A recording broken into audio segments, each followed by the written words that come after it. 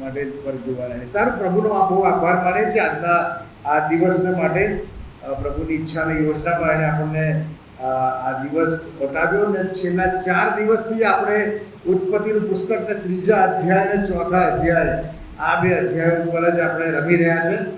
અને એ જ અધ્યાય, કારણ કે આપણું જે સબ્જેક્ટ છે મૂળ એ તો પાપનું પ્રકરણ, the subject chapter of sin, એની ઉપર રમી રહ્યા છે. ને પહેલા દિવસે જે આપણે જોયું હતું બોન્ડેજીસ ઓફ સિન, પછીથી by products of sin, side effect of sin, અને ગઈકાલે જોયું 2 ટાઈપ્સ ઓફ સિન, અને આજે આપણે જોવાના છે કે 2 ટાઈપ્સ ઓફ સિનર, 2 પ્રકારના પાપીઓ. અને ગઈકાલે આપણે જોયું હતું કે 2 પ્રકારના જે પાપ છે એ 2 પ્રકારની અંદર સમસ્ત પાપનો સમાવેશ થઈ જાય છે. અને એવું આ 2 પ્રકારના પાપીઓ, એમાં સમસ્ત પાપીઓનો સમાવેશ થઈ જાય છે. અને એટલા માટે હવે આ બધી જે બાબતો છે એ બહુ ઊંડી બાબતો છે, સમજવામાં મુશ્કેલી પડે એવી વાતો છે. એકદમ સહેલી નથી, પરંતુ જો આ વાતો આપણે શીખી લઈશું, હું આ બાબત રોજ કહું છું કારણ કે એ જરૂરી છે, આ વાતો આપણે શીખી લઈશું તો આપણા આત્મિક જીવનમાં બહુ લાભ થશે. આપણે આત્મામાં મજબૂત, સામર્થ્યવાન અને તાકાતવાન બનીશું. ને એટલા માટે મારી તમને બધાને વિનંતી છે કે બહુ ધ્યાનથી સાંભળજો. આ બધા મારા સંદેશા છે જે હું કહું છું, મારી યુટ્યુબ ચેનલ ફ્રાન્સિસ મેકવાન પર છે અને તમે જોઈ શકશો. પાપની જે બાબતો આપણે શીખી રહ્યા છીએ, જે ચેપ્ટર ઓફ સિન, એ જ્યાં પાપનો પ્રશ્ન, એમાં 16 કલાકનો બીજી 16 સંદેશા છે અને આપણે તો અહીંયા 6 સંદેશા જ જોવાના છે, બરાબર? એટલે બાકીનું તમે ત્યાં આગળ જોઈ શકશો. સમોસા, ભજીયા, પાણીપુરી, પછી પીઝા, બર્ગર અને સેવ ઉસળ, હું મેનુ નથી કહેતો તમને બધું. આ બધું રોજ ખાઓ તો શું થાય? બીમાર પડો, તબિયત નુકસાન થાય, તમને પોષણ ના મળે, એટલે ભરણ પોષણ તમને ના મળે. મહિને એકાદ વાર ચાલે, 2 મહિને એકાદ વાર ચાલે. એને છોકરા બહુ નહીં ખાવાનું હોય ને, પાણીપુરી ને ભજીયા ને પીઝા ને, અત્યારે તો મોમોસ, નકરો મેદો ને ગંદકીથી ભરેલા મોમો ખાવાના નહીં. ઓકે, એટલે આપણે શરીરના પોષણને માટે નક્કર ખોરાક, પૌષ્ટિક ખોરાક, એટલે સંપૂર્ણ ખોરાક જે ઘરમાં મમ્મી બનાવે, એને એ ખોરાક આપણે લઈએ ને ત્યારે આપણા શરીરને પૂરતું પોષણ મળે. લીલા શાકભાજી ને એને પછી આપણો પાકો માલ હે એ બી ઘરમાં, પછી બહાર હોટલની નહીં. કારણ કે અઠવાડિયાની ગ્રેવી બનાવી રાખેલી હોય અને પછી એમાં બનાવે. હું સારો કૂક છું, આ બધી ખાવાની વાત કરું છું તો એમને એમ નથી કરતો. હું 200 માણસનું જમવાનું બનાવી શકું છું. નોનવેજમાં માસ્ટરી છે મારી. ઓકે, એટલે મૂળ વસ્તુ જે છે એ તમારા શરીરને તમારે મજબૂત અને તંદુરસ્ત રાખવું હોય તો તમારે શુદ્ધ અને સાત્વિક ઘરનો ખોરાક ખાવો પડે, તો તમારું શરીર એ રોગ પ્રતિકારક શક્તિ એમાં ઉત્પન્ન થાય ને આપણે મજબૂત થઈએ. અને એ જ પ્રમાણે તમારા આત્માને તમારે તંદુરસ્ત રાખવું હોય તો નક્કર અને ભારે ખોરાક ખાવો પડે. એને આ 5 દિવસથી આપણે નક્કર અને ભારે ખોરાક ખાઈ રહ્યા છે. એટલે વાર્તાઓ ને ઉદાહરણો એ બધે પીઝા, બર્ગર, સમોસા, ભજીયાથી કશું ના થાય. એટલે બાળકોને માટે ચાલે, પણ જ્યારે આપણે મેચ્યોર થઈએ ને ત્યારે આ વચનો એ બહુ નક્કર ખોરાકથી ભરેલા છે. અને આત્માનું બળ છે, આત્માનું સામર્થ્ય આમાં છે. અને એટલા માટે ઊંડી બાબતો, મર્મથી ભરેલી બાબતો, એ ખાવાની ફાસ્ટ ફૂડ ખાઈએ તો તકલીફ પડે. અને એટલા માટે પાપ અને પરીક્ષાઓની સામે જ્યારે આપણે લડવું હોય અને ફક્ત લડીને બેસી રહેવાનું, હારીને બેસી જવાનું નહીં, પણ લડીને જીતવાનું. કારણ કે તમે ને હું જ્યારે વિશ્વાસી વ્યક્તિ છે ને, આપણને પ્રભુના બાળક કહેવડાવીએ છીએ, પ્રભુના સેવક કહેવડાવીએ છીએ, ત્યારે યુદ્ધ એ જીતવા માટે છે આપણી માટે. આપણે હારવા માટે ઈશ્વરે પહેલાં નથી કર્યા, એને આપણે તો જીતવા માટે પહેલાં કર્યા છે. અને જીતવું હોય તો આના સિવાય જીતાય નહીં. આત્માની તલવાર આ છે, અને પછીથી આ પ્રકાશ છે, અને આ તમારા માર્ગમાં પ્રકાશ ફેલાવનાર આ વચનો છે. અને બાઇબલ એવું કહે છે કે આકાશ તથા પૃથ્વી જતા રહેશે પણ અમારા વચનો જતા રહેશે નહીં. એટલે આપણો ખોરાક છે અને એ આપણે ખાવાનો છે. એટલે તમારા અંગત જીવનની અંદર પણ તમારે ઉપર છેલ્લી વાતો નહીં પણ બાઇબલનો ઊંડો અભ્યાસ કરવાનો. જો તમારે આત્મિક રીતે મજબૂત બનવું હોય તો સારું. આજનો આપણો જે વિષય છે એ 2 પ્રકારના પાપીઓ અને 2 ટાઈપ્સ ઓફ સિનર્સ. 2 પ્રકારના પાપ આપણે જોયું હતું. દુનિયાની કોઈ પણ વ્યક્તિ આ 2 પ્રકારના પાપીઓની કેટેગરીમાં કે કોઈ પણ એક કેટેગરીમાં આવે. કાં તો એ આપણે બે કેટેગરી પાડીએ, કેટેગરી એ અને કેટેગરી બી. બરાબર? કાં તો એ કેટેગરીમાં હોય અથવા તો બી કેટેગરીમાં હોય, અથવા તો એના પાપ પ્રમાણે આજે એ કેટેગરીમાં આવે તો આવતીકાલે બી કેટેગરીમાં આવી શકે છે. બી અને એ થઈ શકે અથવા તો એ અને બી કેટેગરીમાં થઈ શકે, પણ એમાં સી ડી ઈ એફ એવી કોઈ બીજી કેટેગરી નથી. 2 પ્રકારના પાપીઓમાં બાઇબલ પ્રમાણે 2 જ કેટેગરી છે અને એ અને બી એ આપણે જોઈશું. એ તમને હું સાબિત કરીશ આગળ. બરાબર? પહેલો યોહાન 3:4 આપણે આ કલમ રોજ વાંચીએ છીએ કારણ કે એમાં પાપની ડેફિનેશન છે અને પાપ ઉપર આપણે છેલ્લા 5 દિવસથી શિક્ષણ લઈ રહ્યા છે. અને એમાં કહે છે કે જે પાપ કરે છે તે દરેક નિયમ ભંગ પણ કરે છે અને પાપ એ જ નિયમ ભંગ છે. એટલે કે ઈશ્વરની આજ્ઞાનું ઉલ્લંઘન કરવું એ પાપ છે. અને જ્યારે આપણે પાપ કરીએ છીએ ત્યારે આપણે ઈશ્વરથી દૂર થઈ જઈએ છીએ. હવે સમજો બરાબર કે જ્યારે આપણે પાપ કરીએ છીએ ત્યારે એ પાપ સર્વપ્રથમ આપણા મગજમાં થાય છે, આપણા મનમાં એ પાપ થાય છે અને પછી એ કૃત્યમાં પ્રેક્ટિકલી થાય છે. આપણે એને પછી કૃત્યમાં એને આપણે ધારીએ છીએ, પણ પહેલાં તો આપણા મગજમાં, મનમાં એ પાપ શું કહેવાય ને અસ્તિત્વમાં આવે છે. તમે જોશો ને તો મને લાગે યશાયાનો 59મો અધ્યાય, મારી ભૂલ ના થતી હોય તો જોજો. હા, 59મો અધ્યાય. અને એમાં છે ને આ બાબત લખેલી છે કે જો પહેલી કલમ, જો યહોવાનો હાથ એટલો ટૂંકો થઈ ગયો નથી કે તે તમે બચાવી ના શકે અને તેનો કાન એવો મંદ થયો નથી કે તે સાંભળી ના શકે, પણ સાંભળજો, પણ તમારા અપરાધો તમારી ને તમારા દેવની વચમાં ભિન્નતા કરતા આવ્યા છે અને તમારા પાપોએ તેનું મુખ તમારી તરફ એવું ફેરવી નાખ્યું છે કે તે સાંભળે નહીં. અહીંયા 2 શબ્દો ગજબના આપ્યા છે, 2 શબ્દો. એક તો અપરાધ અને બીજું પાપ. એને અપરાધો અને પાપ આ 2 બાબત લખવામાં આવી છે. કોઈ કહેશે પાપ અને અપરાધમાં ફરક શું, ડિફરન્સ શું? પાપ કોને કહેવાય ને અપરાધ કોને કહેવાય? તમે પાપ કોને કહેશો ને અપરાધ કોને કહેશો? પાપ વિશે આ બધું શીખવું બહુ જરૂરી છે. આ શિક્ષણ આપણે મેળવીએ તો જ એની સામે લડી શકીશું. જો હું તમને સીધો દાખલો આપું. જોન્સનભાઈ બેઠા છે અહીંયા, બરાબર? હું મારા મનમાં વિચારું કે જોન્સનભાઈ મારી સાથે એમને કંઈ આ બનાવ થયો અને મનમાં હું વિચારું કે આજે બહાર નીકળે ને એટલે હું જોન્સનભાઈને મારું, હાથ પગ તોડી નાખું અથવા તો મર્ડર કરી નાખું, સોરી, બરાબર? પણ આ સમય સમજવામાં બે ગભરાના નહીં. ઓકે, આ મેં મારા મગજમાં વિચાર કર્યો અને સાહેબને કીધું કે સાહેબ આજે તો હું કાચર કાઢી નાખીશ, બરાબર? હવે સાહેબે છે ને જઈને કહી દીધું જોન્સનભાઈ કે આ આવું કે છે. હવે જોન્સનભાઈએ જઈને કોર્ટ કેસ કર્યો કે ભાઈ આ ભાઈ આવું કહેતા હતા એટલે કોર્ટ પણ ફાંસીએ ચડાઈ જશે. હું કહીશ કે હું બોલ્યો જ નથી, આ તો સાહેબ જૂઠું બોલે છે, આ જૂઠું બોલે છે. કોઈ અપરાધ કહેવાય? ના કહેવાય, પણ એ પાપ કહેવાય. એ પાપ કહેવાય. કેમ પાપ કહેવાય? કેમ કે મેં મારા મનમાં વિચાર્યું કે હું જોન્સનભાઈને મારીશ. પાપ છે ને, અને બાઇબલ શું કહે છે ખબર છે? તમે સ્ત્રી પર નજર કરો ને એમાં તમે વ્યભિચારનો પાપ તમારા પર લાગી ગયો. પણ જ્યાં સુધી પ્રેક્ટિકલ નથી થયું ત્યાં સુધી તમને કોર્ટ અપરાધી નહીં ઠેરવે.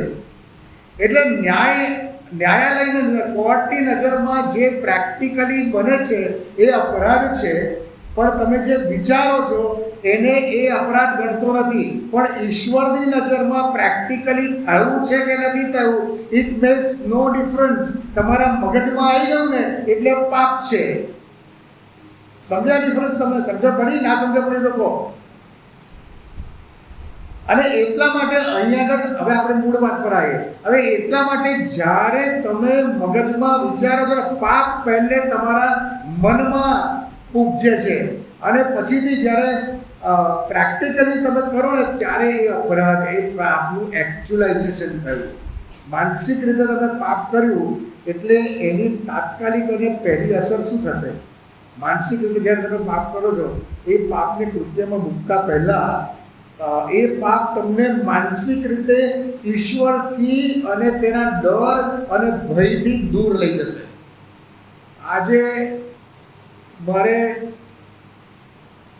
દારૂ પીવું છે, આજે કોઈ નથી ઘરમાં, ટીવી પર કે મારા કોમ્પ્યુટર પર હું ગંદી ફિલ્મ જોઈશ. હજુ જોઈ નથી પણ મેં નક્કી કરી દીધું. એટલે જ્યારે હું અથવા તો હું ઘરમાં કોઈ નથી, હું કોકને બોલાવીશ મારા ઘરમાં. આવું મેં વિચાર્યું, હજુ કર્યું નથી. તો એ જ ક્ષણે શું થઈ ગયું? ઈશ્વર ક્યાં છે અહીંયા? ઈશ્વર ક્યાં છે અહીંયા? નથી. એટલે પાપને જ્યારે તમે પહેલે કૃત્યમાં મૂકતા પહેલા વિચારો છો ને, ત્યારે એ જે કૃત્ય છે ને, જે શૈતાને તમારા મગજમાં મૂક્યું ને, એ કૃત્ય એ ઈશ્વરની હાજરીને સપ્રેસ કરી દે છે તમારા મગજમાં. એ પ્રી ઓક્યુપેશન શાનાથી થઈ ગયું? પ્રી ઓક્યુપાઈડ શાનાથી થઈ ગયો? પેલા કૃત્યથી, પેલા પાપથી, દારૂની બોટલથી, અથવા તો બ્લુ ફિલ્મથી, અથવા તો કોઈ સામેવાળું પાત્ર કે જેની સાથે હું ખોટું કરવા વિચારું છું, એનાથી એ પ્રી ઓક્યુપાઈડ તમારું મગજ થઈ ગયું, તમારું મન થઈ ગયું. એટલે એકચ્યુઅલી તમે એ પાપ તો ત્યાં કરી દીધું. એટલે પહેલામાં પહેલી બાબત, પાપ તમારા મનમાં થાય છે એટલે તમને ઈશ્વરથી એ દૂર કરી દે છે. અને એટલા માટે છે ને, બાઇબલની એક કલમ છે કે મૂર્ખે પોતાના મનમાં ધાર્યું કે ઈશ્વર છે જ નહીં. આપણે એને પેલા એથિસ્ટ લોકો માટે વિચારીએ છીએ કે જે નાસ્તિક લોકો છે એવું વિચારે છે કે આ ઈશ્વર નથી. એનો એ અર્થ છે, પણ એનો એ જ અર્થ નથી. બરાબર? જ્યારે માણસ પાપ કરે છે ને ત્યારે એવું એ મનમાં એવું વિચારે છે કે અહીંયા કોઈ આપણે જોવાના છે, અહીંયા હમણાં આગળ કે ઈશ્વર છે જ નહીં. અને એટલે બિંદાસ થઈને પાપ કરે છે, જૂઠું બોલે છે, વ્યભિચાર કરે છે, પોર્નોગ્રાફી જુએ છે, કે વ્યસનોમાં પડે છે, ગમે તેવા ગંદા કામો કરે છે. એના મગજની અંદર ઈશ્વર છે જ નહીં, ઈશ્વરની બીક જ નથી. એટલે મૂર્ખે પોતાના મનમાં ધાર્યું, એટલે પાપ કરનારે પોતાના મનમાં ધાર્યું કે ઈશ્વર છે જ નહીં. હવે ઈશ્વર તમારાથી દૂર નથી ગયા, પણ આપણે પોતે માનસિક રીતે ઈશ્વરથી દૂર થઈ ગયા છે. અને લોભ, લાલચ અને એવી બધી બાબતોએ એ ઈશ્વરનું સ્થાન લઈ લીધું. હવે ઈશ્વરનો ભય, બીક, એ બધી બાબતો આપણા મગજમાંથી જતી રહી છે ને એ જે કરવાનું છે ને એ બધી બાબતો પ્રબળ થઈ ગઈ છે, એ બહુ મોટી થઈ ગઈ છે. અને એટલે આપણે આપણી જાતને ટાળી નથી શકતા, ખાડી નથી શકતા. બરાબર? એટલે તમને પાપ કરવાથી, જ્યારે પાપ નથી કર્યો, તમારા મનની અંદર ક્યાંક કોઈ ખૂણે કે છે ને તમારો માયલો આખો આત્મા નથી, એવું કહીએ ને આપણે. બરાબર? પાપ કરવા એ જે દંભ છે ને એ રોકી કોણ રહ્યું છે? ઈશ્વર પ્રત્યેનો પ્રેમ, એના પ્રત્યેનું માન, એના પ્રત્યેનો ડર, એના પ્રત્યેનું ભય, એ આપણને રોકી રહ્યું છે. પણ હવે તેની જગ્યા આ બધી બાબતો, એ લોભ, લાલચ, આ બધી બાબતો, પરીક્ષણો, એ બધી બાબતોએ લઈ લીધું છે. જો 1 યોહાન 3:6 લખ્યું છે, 1 યોહાન 3:6, જે કોઈ તેનામાં રહે છે એ પાપ કરતો નથી. તેનામાં રહેવું એટલે કે દેવમાં રહેવું, એટલે કે દેવના ભયમાં રહેવું, દેવની બીકમાં રહેવું, દેવની હાજરીમાં રહેવું, એટલે કે ઈશ્વરની હાજરીમાં રહે છે તે પાપ કરતો નથી.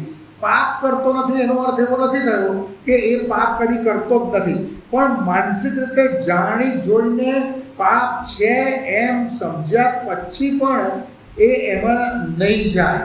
એને ખબર પડશે ને કે આજે વિશ્વાસી વ્યક્તિ છે ને, ઈશ્વર પર બીક રાખનાર છે ને, ત્યારે દેવનો આત્મા એની સાથે હોય છે, એને ભલા ગુંડાનું ભાન કરાવે છે. એવા પરીક્ષણો, અને એટલા માટે બાઇબલ એવું કહે છે કે તમે સહન ના કરી શકો એવું કોઈ પરીક્ષણ તમારી ઉપર આવશે નહીં. અને પરીક્ષણની સાથે છુટકારાનો માર્ગ પણ તમને મૂકવામાં આવશે. એટલે જ્યારે પાપ ને પરીક્ષણ વિશ્વાસી વ્યક્તિ પર આવે છે, ઈશ્વર પર પ્રેમ કરનાર વ્યક્તિ પર પાપને પરીક્ષણ આવે છે ને ત્યારે એ 90% એને ખાડી જાય છે, એને ઓવરકમ કરી લે છે. અને એટલા માટે આ કલમ કહે છે કે જે કોઈ તેનામાં રહે છે, એટલે દેવમાં રહે છે, દેવના વચનોમાં રહે છે, તે પાપ કરતો નથી, એટલે કરી શકતો નથી. જાણી જોઈને એ નહીં કરે, ભૂલથી થઈ જાય એ વસ્તુ જુદી છે. અને પછી આગળ કહે છે કે જે કોઈ પાપ કરે છે તેને જો નથી અને તેને ઓળખતો પણ નથી. એટલે આપણે પાપ કરીએ, જાણી જોઈને જ્યારે કરીએ છીએ ત્યારે જાણે આપણે ઈશ્વરને ઓળખતા નથી. એનો અર્થ એવો થયો કે લોભ, લાલચ, દુર્વાસનાઓ ને એવી બધી જે બાબતો છે એને આપણા મગજ ઉપર ઈશ્વરના પ્રેમ કરતા, ઈશ્વરના ભય ને ડર કરતા એને વધારે અસર કરી છે. એને આપણને ઇન્ફ્લુઅન્સ કર્યા છે. અને એનું જે પ્રેઝન્સ છે એ પ્રી ઓક્યુપાઈડ થઈ ગઈ છે એવી બધી નકામી બાબતો, ઈશ્વરની હાજરી ને ભય કે બીજી બધી બાબતોએ ઓવરકમ કરી લીધી છે.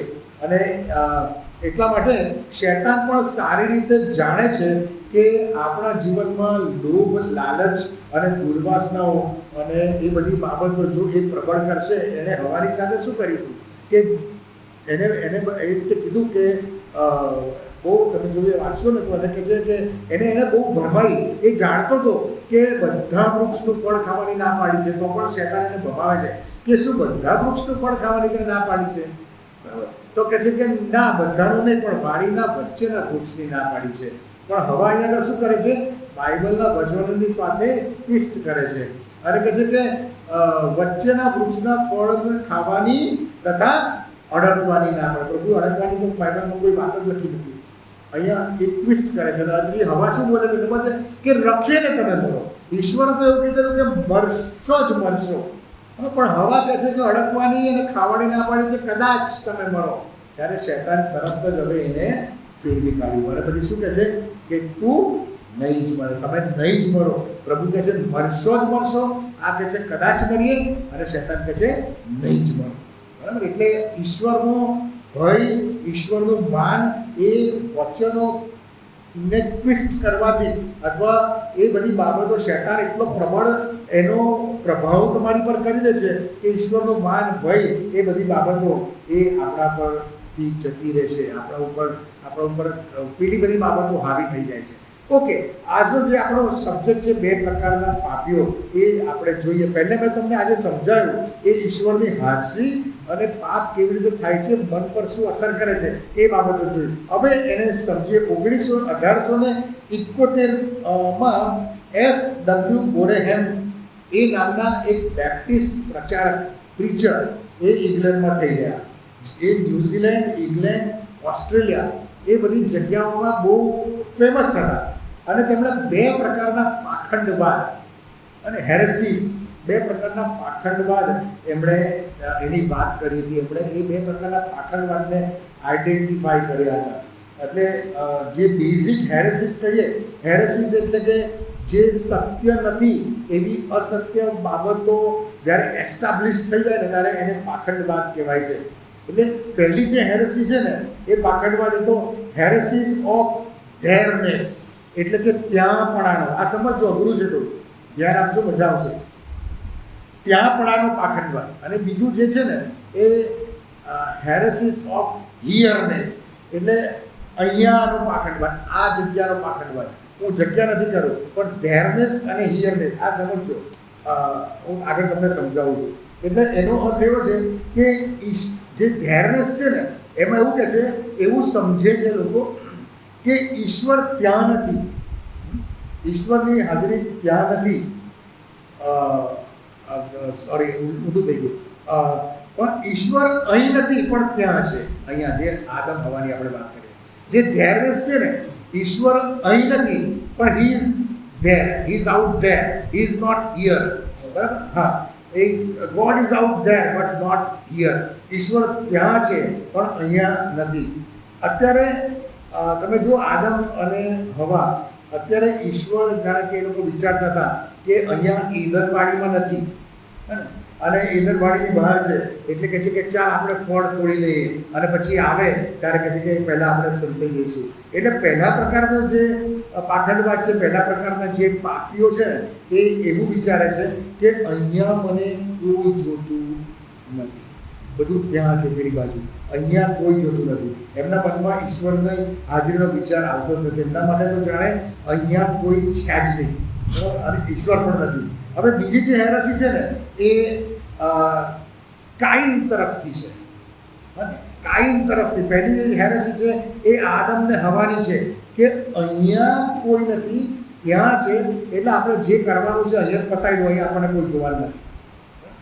કાઈનની જે હેરસી છે ને એ હિયરનેસ છે, એટલે શું કહે છે, અહીંયા બધા જોવે છે, ચાલ ક્યાં છે, ત્યાં કોઈ જોતું નથી, ત્યાં કોઈ નહીં જોયું.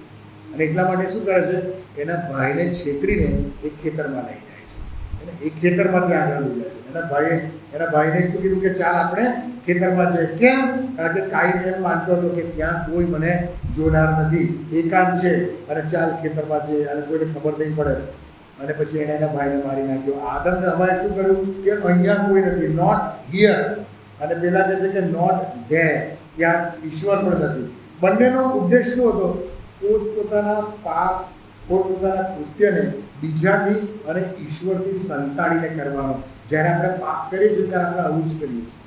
ચાહે આપણે એકલા કરીએ કે બે જણ ભેગા મળીને કરીએ કે ગ્રુપમાં કરીએ.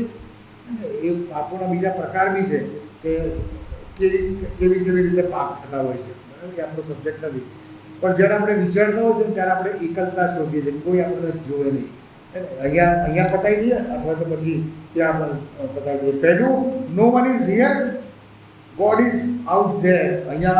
અહીં કોઈ નથી, દુનિયાનું કોઈ માણસને જોતું નથી, ઈશ્વર ત્યાં છે, અહીંયા કશું નથી. અને બીજું જે છે એ નો વન ઇઝ ધેર, ત્યાં કોઈ નથી, ચાલ આપણે ત્યાં આગળ જઈએ. એટલે લોભ, લાલચ અને પાપની આ દુર્વાસનાઓ માણસને ઈશ્વરની હાજરીથી એ દૂર કરી દે છે. એટલે પાપીઓના બે પ્રકાર છે, બે પ્રકારના, 2 ટાઈપ્સ ઓફ સિનર.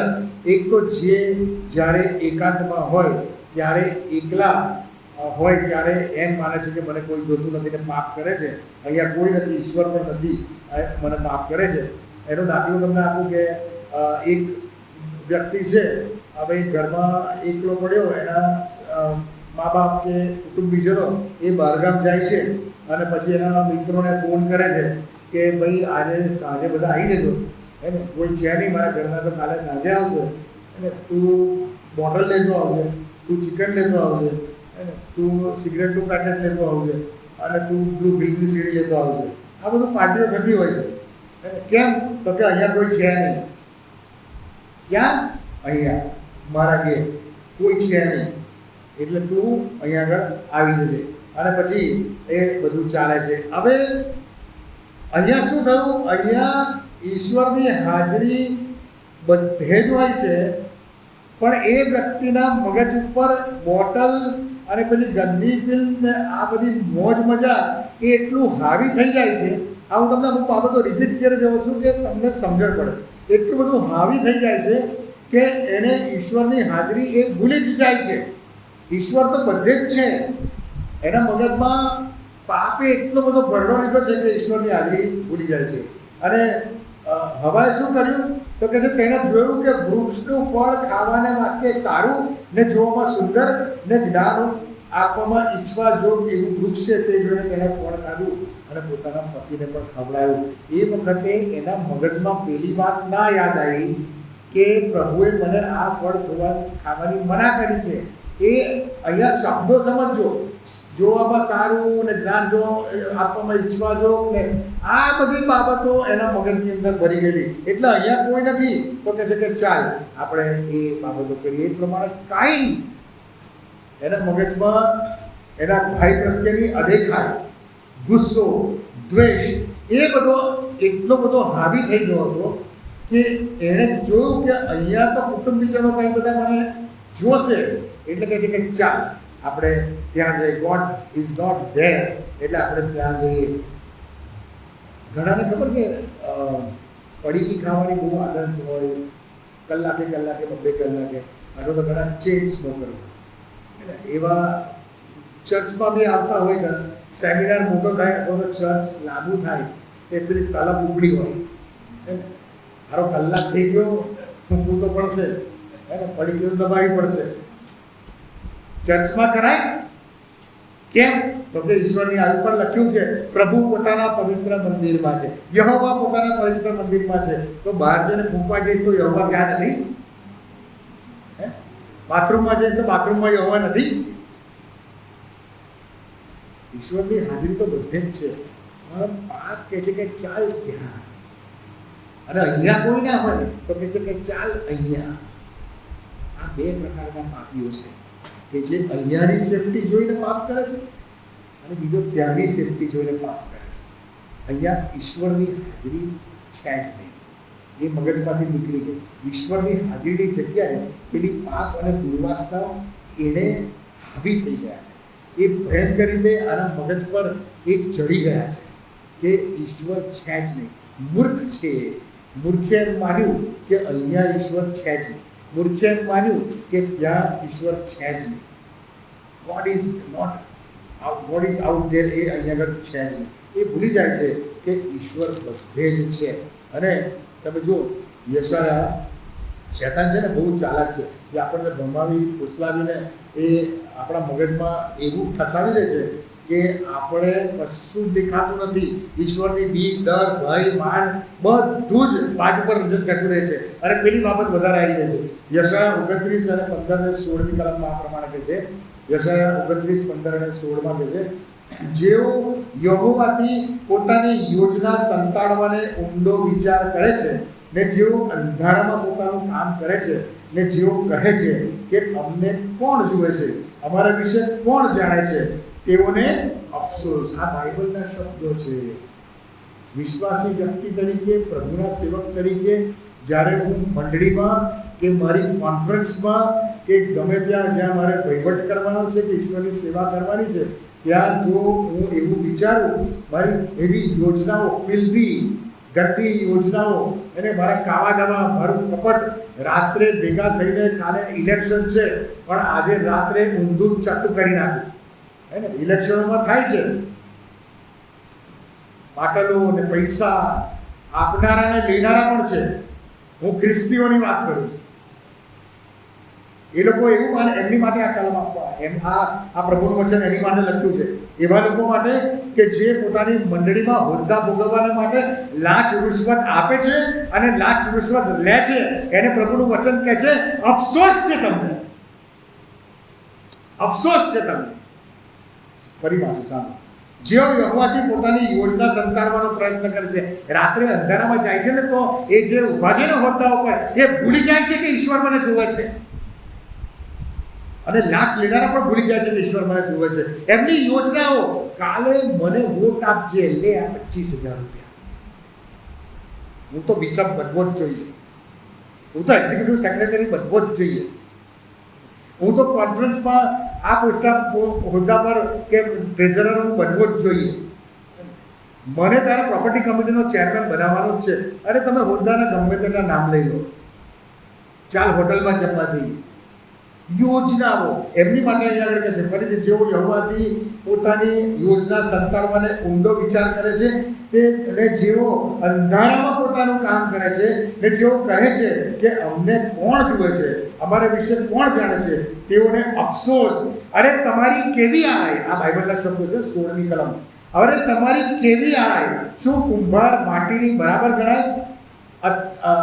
એવી રીતે કે કૃત્ય પોતાના કર્તા વિશે કહે કે તેણે મને કર્યું નથી, અથવા બનાવેલું પોતાના બનાવનાર વિશે કહે કે તેને કંઈ સમજ નથી. એનો અર્થ એવો છે કે ઈશ્વરને ભૂલી જાય છે. અરે ઈશ્વરને કંઈ સમજ નથી પડવાની, કોઈ જોતું નથી. અહીંયા કોઈ જોતું નથી, અહીંયા તો રૂમો છે, આજુબાજુ બધા ફરી રહ્યા છે, ચાલ બહાર પેલી વાળની પાછળ જઈએ. એ હિયરનેસ અને એ ધેરનેસ. આપણો ઈશ્વર, આપણે ઈશ્વરને કદી પણ મૂર્ખ બનાવી શકતા નથી. પણ જ્યારે આપણે આવી બાબતો કરીએ છીએ ને, જ્યારે આપણે પાપમાં પડીએ છીએ ને, આપણા હૃદયમાં ખબર છે કે આ ખોટું છે, આ લાંચ નહીં આપવું, કે લાંચ નહીં લેવી, અથવા તો કાવા દાવા નહીં કરવા, અથવા તો પાપ નહીં કરવું, કે વ્યભિચાર નહીં કરવો, કે પોર્નોગ્રાફી નહીં જોવી, કે જૂઠું નહીં બોલવું, કે ચોરી નહીં કરવી, કે પછીથી પૈસા નહીં લૂંટવા. આ બધું આપણને ખબર છે, છતાં પણ આપણે જે કરીએ છીએ ને, ત્યારે આપણે એમ માને છે કે મેં બીજાને મૂર્ખ બનાવ્યા. એને પણ આપણે કોઈને મૂર્ખ નથી બનાવતા. એકચ્યુઅલી શૈતાન તમને અને મને મૂર્ખ બનાવી દો. આપણે મૂર્ખ ઠર્યા છે. કારણ કે જે પણ આપણે પાપ કરીએ છીએ ને, એ પહેલી બાબત કે એ પાપનો હિસાબ એક દિવસ આપણે આપવો જ પડશે, એમાંથી કોઈ નહીં છટકે. અને બીજી બાબત કે અહીંયા તમે જે પાપ આચરીને જેટલું બી ભેગું કર્યું છે ને, જ્યારે આપણે મરીશું ને ત્યારે અહીંયા જ મૂકીને જવાનું છે. એ કાળી પૈસી લઈને નથી જવાનું, એ હોદ્દાઓ બી કામ નથી લાગતા. અને એટલા માટે બે પ્રકારના પાપીઓ, એક અહીંયા મને કોઈ જોતું નથી, ચોરી કરેલું, વ્યભિચાર કરેલું, કોઈનું પડાવેલું, પણ ઈશ્વર તો જુએ જ છે. બીજા પ્રકારના પાપીઓ, ત્યાં મને કોઈ જોતું નથી, ત્યાં જઈએ, હોટલની રૂમમાં જઈએ, પેલા અડ્ડા પર જઈએ, એક જગ્યા બહુ મસ્ત મેં શોધી છે, એને તમે આવો, મજા કરીશું આપણે ત્યાં, એને એવા પ્લાનિંગ થાય છે. પણ ઈશ્વર બધે જ છે, ઈશ્વર બધું જુએ છે, તેનાથી કશું છૂપું નથી.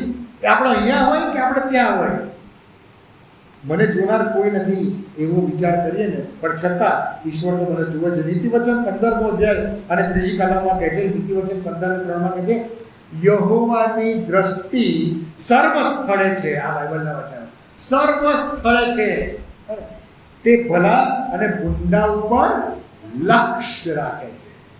લક્ષ્ય એટલે શું ખબર છે? લક્ષ્ય રાખે છે, બહુ એક તકેદારીથી જુએ છે, કોણ ભલું કરે છે અને કોણ ભૂંડું કરે છે. ફ્રાન્સિસ અત્યારે અહીંયા આગળ વચન આપી રહ્યો છે, પણ ફ્રાન્સિસ રાત્રે જઈને શું કરવાનું છે અથવા આવતીકાલે શું કરવાનું છે એની પર પ્રભુ લક્ષ્ય રાખે છે. હું તમને ઉલ્લુ બનાવી દઈશ, પણ ઈશ્વરને ઉલ્લુ નહીં બનાવું. હા, હું જ્યારે તમને ઉલ્લુ બનાવીને બીજું કામ ખોટું કરીશ ને, તો ઉલ્લુ હું બન્યો, શૈતાન મને ઉલ્લુ બનાવી ગયો. અને ઈશ્વરે બધું નોંધે છે. એવું અહીંયા કહે છે કે ઈશ્વર એ લક્ષ્ય રાખે છે. દેવની નજર બધે જ છે, આપણે એની નજરથી બચી શકીશું નહીં. દાઉદ રાજા ગીતશાસ્ત્ર 139 અને 5મી કલમથી આગળ 4-5 કલમો છે, બહુ સરસ લખ્યું છે. ત્યાં આગળ શું કહે છે? 5મી કલમ, ગીતશાસ્ત્ર 139 અને 5. ત્યાં કહે છે કે તે આગળ પાછળ મને ઘેરી લીધો છે, એટલે ઈશ્વરની વાત છે કે એ ઈશ્વર તે આગળ પાછળ મને ઘેરી લીધો છે અને તારા હાથોએ મને ઝાલી રાખ્યો છે. તારા આત્મા પાસેથી હું ક્યાં જાઉં? તારી હાજરીમાંથી હું ક્યાં નાસી જાઉં?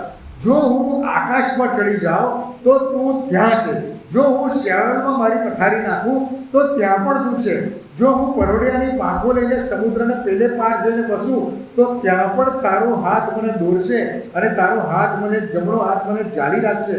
જો હું કહું કે અંધકાર તો નિશ્ચય મને ઢાંકશે, ત્યારે રાત મારી આસપાસ અજવાળારૂપ થઈ જશે. તમે અંધકારના કામો કરો ને, પણ દેવના પ્રકાશમાં જ્યારે દેવની હાજરીમાં આવશો તો બધું અજવાળારૂપ થઈ જશે. કશું છૂપું નહીં રહે, કશું અંધારામાં નહીં રહે. જેટલું અંધારામાં છે ને બધું પ્રગટ કરવામાં આવશે. આ પ્રભુનું વચન છે. અને કહે છે કે ત્યારે રાત મારી આસપાસ અજવાળારૂપ થઈ જશે, અંધકાર પણ મને તારાથી સંતાડતો નથી, પણ રાત દિવસની કાંઠે પ્રકાશે છે.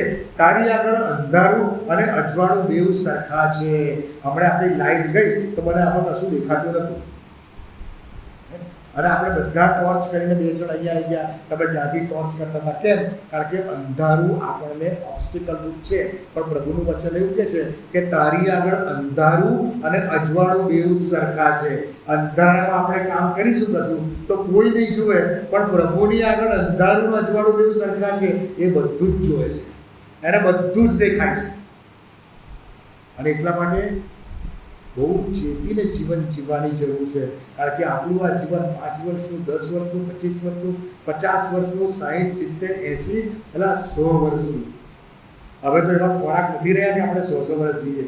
60, 70 તો વિકેટો બગડી પડતી હોય છે. એ જમાના ગયા. 80, 85 એ તો હાલી જાય. અને એટલા માટે બહુ ટૂંકું જીવન છે. પેલું અનંતકાળનું જીવન છે, એનો એન્ડ નથી. આ 70-80 વર્ષના જીવનના લીધે પેલું અનંતકાળનું જીવન આપણે જુગારે રમી નાખીએ છીએ. એને આપણે શું કહેવાય, ચાલ રમી નાખીએ છીએ. અરે પેલું તો જો અહીંયા ખોટા કામો કર્યા તો અનંતકાળ સુધી નરકાગ્નિમાં. અને કોઈ એમ કે નરકાગ્નિ જોયો છે? આમાં લખેલું છે, આમાં લખેલું છે. અને આ સત્ય છે, બાઇબલનું વચન સત્ય છે. આમાં કશું ખોટું નથી. અને એ હકીકત છે. અને પછી આગળ કહે છે 11મી કલમ, જો હું કહું કે અંધકાર તો નિશ્ચય મને લાગશે, ત્યારે રાત મારી આસપાસ અજવાળારૂપ છે, અંધકાર પણ મને તારાથી સંતાડતો નથી, પણ રાત દિવસની પેઠે પ્રકાશે છે, તારી આગળ અંધારું અને અજવાળું બેઉ સરખા છે. વાળો, આપણે ગમે તેટલે દૂર જઈએ અને પાપ કરીએ, કે ગમે તેટલા નજીક સંતાઈને આપણે પાપ કરીએ, પણ ઈશ્વરની દ્રષ્ટિ બધે જ છે, એ આપણને જુએ છે. યિર્મયાહ પ્રબોધકનું પુસ્તકને 23મો અધ્યાય 23મી અને 24મી કલમ આ પ્રમાણે કહે છે. યહોવા કહે છે કે શું હું કેવળ પાસેનો દેવ છું? આપણે જોયું ને ધેરનેસ, અહીંયા કોઈ નથી. તો કહે છે કે શું હું કેવળ પાસેનો દેવ છું ને આગેનો નથી? આ બે પાપીઓની વાત છે, કે જે પાપી એવું કહે છે કે ઈશ્વર ત્યાં નથી, તો કહે છે હું ત્યાંનો દેવ નથી, શું હું અહીંયા જ છું? અથવા તો પેલો કહે છે કે ઈશ્વર અહીંયા નથી, ત્યાં છે, તો કહે છે શું હું બધું નથી જોતો, પાસેનું ને દૂરનું? જો આ શબ્દો બહુ સરસ છે, આપણા બાઇબલના વચનો છે. અને આ બધા વચનો જે મૂળ છે ને, એનાથી તો આપણે બિલકુલ અજાણ જ છીએ. અમુક કલમો તો આપણે જાણતા જ નથી, કારણ કે આપણને ગળથૂતીથી શીખવાડવામાં નથી આવી, નથી સન્ડે સ્કૂલમાં શીખ્યા, નથી આપણે મા બાપોએ શીખવાડી, કે નથી આપણા મંદિરોની અંદર આપણે શીખ્યા. આવી બાબતો ઉપર લક્ષ્ય આપવામાં જ નથી આવતું. અને એટલા માટે અહીં આગળ કહે છે કે યહોવા કહે છે કે શું હું કેવળ પાસેનો દેવ છું ને આગેનો નથી? શું ગુપ્ત સ્થાનમાં કોઈ પોતાને એવી રીતે સંતાડી શકે કે હું તેને નહીં જોઉં? એવું યહોવા કહે છે. આ બાઇબલના શબ્દો છે. એવું યહોવા કહે છે. શું હું આકાશમાં તથા પૃથ્વીમાં વ્યાપક નથી? એનું નામ યહોવા છે. એવું બાઇબલ. વ્યાપક એટલે એ ઓમની પ્રેઝન્સ, બધી જ જગ્યાએ છે. પ્રેરિતોના કૃત્ય અને તેનો 5 મિનિટમાં બંધ કરીશ. પ્રેરિતોના કૃત્ય અને તેનો 17મો અધ્યાય, પ્રેરિતોના કૃત્ય 17મો અધ્યાય 24 થી 27 કલમ આ પ્રમાણે કહે છે. PAN number 134. જે દેવે જગત તથા તેમાંનું સગળું ઉત્પન્ન કર્યું, તે આકાશ તથા પૃથ્વીનો પ્રભુ હોવાથી હાથે બાંધેલા મંદિરોમાં રહેતો નથી, તેને માણસોના હાથની સેવા જોઈતી નથી. કેમ કે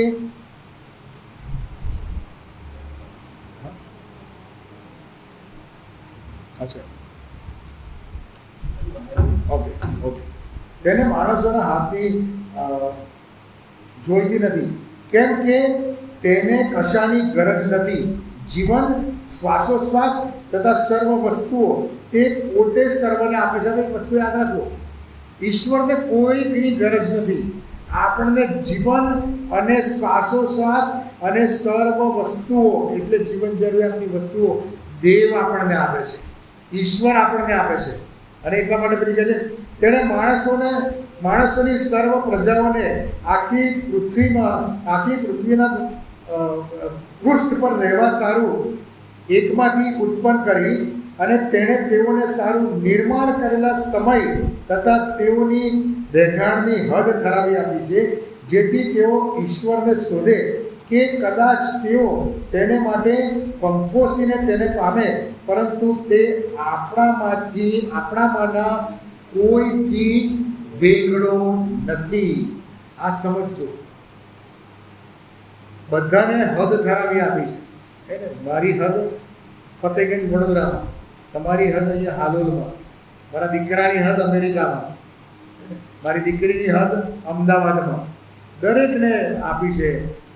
કોઈ ઓસ્ટ્રેલિયામાં, તો કોઈ કેનેડામાં, કોઈ આફ્રિકામાં, તો કોઈ ગોધરામાં.